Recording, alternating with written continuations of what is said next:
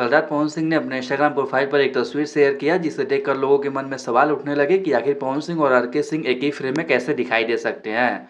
वजह यह है कि लंबे समय तक दोनों के बीच मतभेद रहे हैं और आरके सिंह कई बार सार्वजनिक मंचों से पवन सिंह को लेकर तीखी और आपत्तिजनक बातें कर चुके थे, लेकिन पवन सिंह ने इस चीज पर कभी भी पलटकर प्रतिक्रिया नहीं दी थी। असल में यह विवाद तब और गहरा गया था जब पार्टी राजनीति के दौरान आरके सिंह ने पवन सिंह का विरोध करते हुए उसी क्षेत्र में उनके प्रतिद्वंदी को समर्थन दिया था जहां से पवन सिंह ने चुनाव लड़ा था।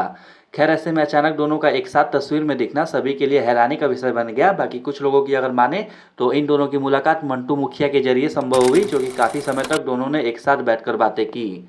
और बाकी इनके मिलने से यह भी अंदाजा लगाया जा सकता है कि शायद पवन सिंह भविष्य में 100% चुनाव लड़ने के मूड में है और इसलिए पवन सिंह सबसे मिलकर मीटिंग कर रहे हैं।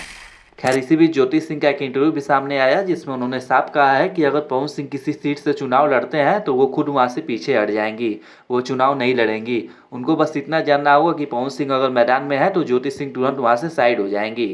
तो बस अब आगे देखो कि क्या कुछ होता है। बाकी के अपडेट्स के लिए चैनल को सब्सक्राइब करके रखो।